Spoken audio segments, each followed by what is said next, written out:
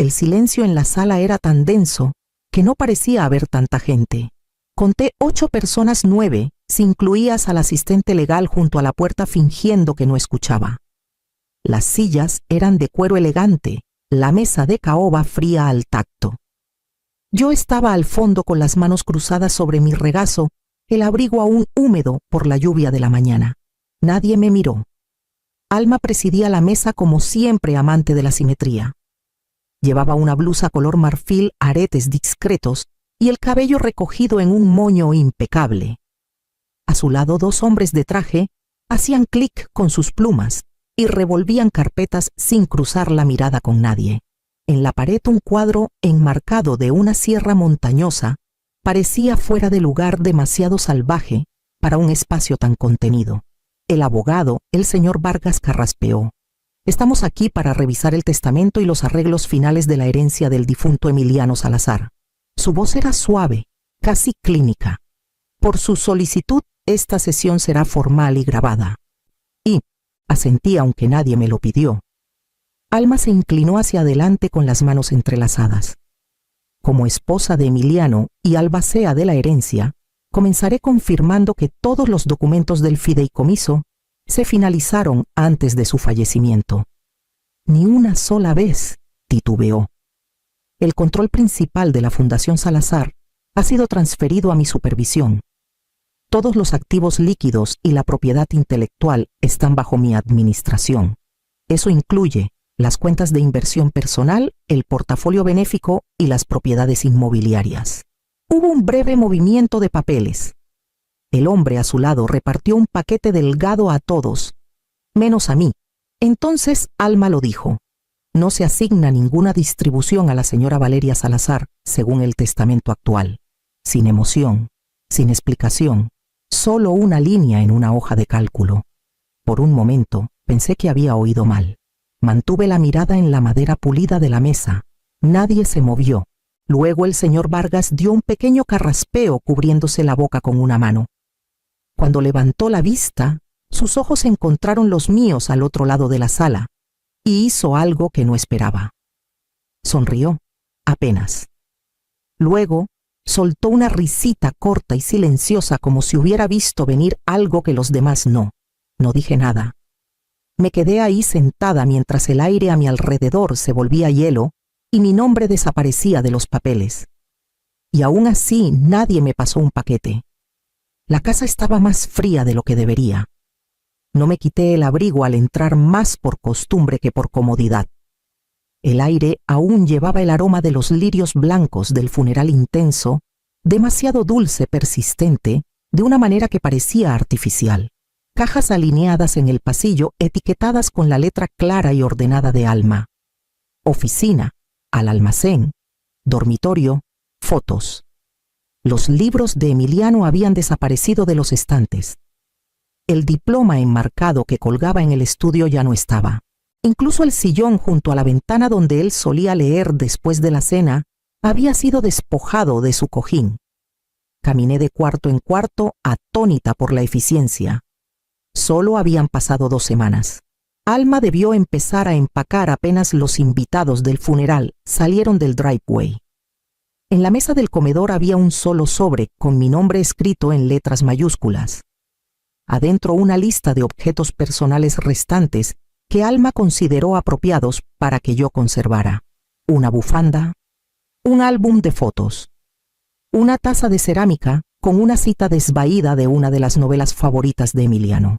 Eso era todo. La cocina, antes cálida y llena de cachivaches, brillaba como sala de exhibición. Hasta el refrigerador estaba limpio de imanes y notas. El calendario donde solía apuntar citas a lápiz había sido reemplazado por una pantalla digital en la pared. Luz fría en lugar de tinta. Recordé el funeral. Cómo Alma estuvo junto al atril con tacones que resonaban en el suelo de mármol. La presentación duró exactamente 17 minutos. El café, los pastelitos, la colocación de cada silla, todo perfecto. Demasiado perfecto. Ni un solo titubeo en su voz al hablar de él. Y nadie, ni un vecino, ni un primo, ni siquiera su compañero de universidad me preguntó si necesitaba que me llevaran a casa. Me dije que era el duelo, que tal vez Alma no sabía qué decir, que el silencio en el coche después era respeto, no distancia. Pero volví a mirar a mi alrededor y vi mi nombre borrado de la memoria de esta casa. Incluso la taza estaba lavada y seca, esperando en la encimera a alguien que ya no pertenecía aquí. Así que abrí la puerta del estudio sin saber qué buscaba, solo sabiendo que tenía que haber algo que Alma aún no hubiera sacado. Alma no me lo entregó en persona.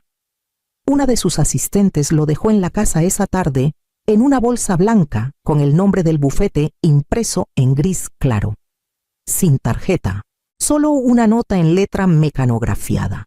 Emiliano me pidió que te diera esto. Firmado A. Adentro había una cajita negra de las que suelen guardar gemelos o relojes. La abrí despacio, medio esperando una carta, un pedazo de su letra, algo con peso. En cambio había un clip de corbata, plateado, simple. Un ojá que no reconocí. Emiliano tenía docenas de ellos, algunos de sus días como maestro, otros de conferencias o regalos de alumnos. Este no significaba nada. No estaba grabado. Ni siquiera era algo que usara a menudo. Parecía un gesto vacío, desprovisto de sustancia. Lo dejé en el escritorio del estudio y me senté en la silla crujiendo bajo mi peso. El escritorio estaba demasiado limpio, los cajones casi vacíos, pero uno, el de abajo a la izquierda, se atascó al jalarlo. Siempre lo hacía. Emiliano bromeaba que era la forma en que la casa guardaba secretos. Adentro había unos recibos, una pluma seca, una libreta de hotel con una lista de compras garabateada. Nada importante. Pero bajo el forro del cajón, justo en el borde de la madera, algo se atoró. Tiré con cuidado y saqué una carpeta de manila sellada, pero frágil. Solo había 3 páginas dentro. La primera, escrita con la letra temblorosa e inconfundible de Emiliano, decía: Alma quiere que actualice el testamento. Dice que debe reflejar las tenencias actuales. Pregunté por qué ahora. Dijo que por claridad. Creo que está siendo demasiado cuidadosa. No le he dicho a Ma. Ella lo vería todo claro. Lo leí 2 veces antes de poder respirar. La segunda página era un borrador parcial del testamento con marcas rojas en los márgenes. Mi nombre estaba ahí, luego tachado con una nota al lado: hablar con A. La tercera página listaba citas que no sabía que él tenía. 2 estaban programadas en días que me dijo que estaba demasiado cansado para hablar. Puse mi mano sobre el papel, sintiendo el miedo escondido entre las líneas. Luego tomé el teléfono y marqué el único número que no había llamado en años. Sebastián contestó al segundo timbre. Su voz no había cambiado, grave, calma, reflexiva. No había hablado con él desde el memorial de Emiliano en la escuela hace 3 años. Nos saludamos, con un gesto ese día, sin palabras. Siempre fue más cercano a Emiliano que a mí, pero confiaba en él. Emiliano también. Encontré algo, dije. Algo que nunca me contó. Lo encontré la mañana siguiente en una cafetería pequeña detrás de la biblioteca del centro. Llegó temprano, esperando en la mesa de la esquina con su chamarra doblada a un lado y 2 tazas de té ya reposando. Me senté frente a él y le pasé la carpeta de manila. Leyó cada palabra en silencio con el ceño fruncido. Cuando llegó al borrador del testamento tachado, apretó la mandíbula. Sabía que algo no estaba bien, dijo al fin. La última vez que hablamos me preguntó: ¿qué pasa si alguien reescribe tus intenciones por ti? Sebastián pidió copias, dijo que haría unas llamadas discretas. Conocía a alguien en el banco que manejaba las cuentas del fideicomiso de Emiliano y a otra persona que trabajaba en derecho sucesorio antes de jubilarse. Para el final de la semana tenía respuestas. La transferencia de control se procesó hace 6 meses, me dijo por teléfono, mientras Emiliano estaba en medio de su quimioterapia. Los documentos dicen que estaba presente y coherente, pero eso no encaja. No encajaba. Esa semana Emiliano entraba y salía del hospital apenas con fuerza para comer. Recuerdo darle caldo con un popote. Apenas podía sostener una pluma. Sebastián investigó más. También había reuniones programadas en el bufete a su nombre 2 seguidas, una semana antes de que se finalizara la actualización. Nadie te dijo nada, no dije. Nadie me dijo nada. Me envió una copia del registro de citas. Los nombres eran de asociados del bufete de Alma, sin apoderado médico, sin asesor neutral. Solo negocios. Emiliano siempre fue cuidadoso, deliberado. No habría actuado tan rápido a menos que se sintiera presionado. Y aún así no dijo nada. Ni siquiera a mí. Ni siquiera cuando estaba sentada a su lado. Sebastián la encontró primero. Clara Méndez. Había trabajado como asistente legal en el bufete de Alma, pero ahora estaba al otro lado del río manejando registros en una clínica. Dijo que al principio no quería hablar, pero cuando mencionó el nombre de Emiliano hubo una larga pausa. Luego aceptó reunirse. Nos sentamos en el rincón trasero de un restaurante tranquilo cerca de la carretera. Clara llegó con una libreta bajo el brazo, jugueteando con la correa de su bolsa. Parecía más joven de lo que esperaba quizás, de unos 30 y tantos, con ojos cansados que evitaban el contacto hasta que estuvimos solas en la mesa. No quiero problemas, dijo primero. Tengo una hija, una hipoteca. No quiero que me metan en nada. No vengo a armar alboroto, le dije. Solo quiero entender qué pasó. Abrió su libreta y pasó a una página con la esquina doblada. Esto fue el otoño pasado, dijo. Una noche de domingo. Volví a la oficina a dejar unos archivos y Alma estaba ahí con otro asociado. Me pidió que fuera testigo de una firma en los documentos del fideicomiso. Su voz se quebró por un momento, pero Emiliano no estaba ahí. La miré fijamente. ¿No lo viste firmar? No me Alma dijo que acababa de salir, que era urgente. Me pidió que firmara rápido. Pregunté una vez si debíamos esperar y dijo que no. Ya lo aprobó, dijo. No discutí. Necesitaba el trabajo. Deslizó la libreta por la mesa. La tinta estaba un poco desvaída, pero las palabras eran claras. 7:45 p.m. domingo. Noé presente. Insistió. Esa es mi letra, dijo. Lo escribí porque algo no me parecía bien. Me dije que estaba exagerando. Sebastián asintió lentamente. ¿Todavía tienes acceso a alguna copia del bufete? Borradores internos, dudó. Guardé un PDF en un disco que respaldé antes de irme. No lo he abierto desde entonces. Su voz era apenas un susurro ahora. No pensé que importaría. No pensé que alguien preguntaría. Tomé la libreta y la cerré con suavidad. Le di las gracias sabiendo que el silencio que ambas cargábamos empezaba a romperse. La invitación llegó por mensajero en un sobre azul marino con el nuevo sello de la fundación grabado en plata. Mi nombre estaba bien escrito, al menos. Una gala. Un homenaje. Vestimenta formal sugerida. Cócteles a las 6, programa a las 7. Alma asumiría el lugar de Emiliano como directora ejecutiva. Eso estaba claro. Su nombre estaba junto al de él en el programa preliminar, justo debajo del lema Continuando su visión. Llegué 10 minutos antes de que comenzara el programa. Nadie me notó al principio. Me moví por la sala como una sombra, el tintineo suave de las copas y las charlas pulidas amortiguadas bajo el peso de las lámparas de araña. Rostros conocidos me saludaron al pasar, donantes, exmiembros de la Junta, personas que alguna vez me abrazaron en banquetes y días festivos, y que ahora no podían ubicarme sin Emiliano a mi lado. Alma estaba cerca del escenario radiante en satén negro, sonriendo con la facilidad de quien cree que la historia ya le pertenece. Me vio justo cuando me acercaba a los asientos. Su sonrisa titubeó sin desmoronarse, solo, pausando. Se giró antes de que pudiera interpretarlo. No hablé, no hice una escena. En cambio me dirigí a la tercera fila y tomé asiento junto a don Esteban, uno de los primeros mentores de Emiliano y miembro fundador de la Junta. Lo saludé en voz baja, le entregué un sobre sellado y dije: «Solo esto es para los ojos de la Junta, nada más». Miró el sobre frunciendo el ceño al ver mi nombre en la etiqueta de remitente. No lo abrió, pero lo guardó en el bolsillo de su saco con un asentimiento silencioso. Eso fue todo lo que necesitaba. El programa comenzó poco después.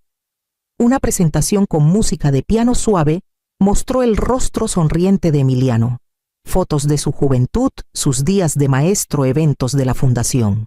Alma habló desde el atril con gracia ensayada, agradeciendo a todos por su presencia, prometiendo un futuro basado en fortaleza, transparencia y visión. Su voz no tembló ni una vez. Cuando llegó el aplauso, fue cortés, respetuoso. Pero noté que don Esteban ya no aplaudía. Su mano descansaba cerca de su pecho, donde estaba el sobre intacto pero pesado. Me fui antes del postre. No necesitaba escuchar más. La carta dentro de ese sobre hablaría más fuerte que cualquier cosa dicha desde ese escenario.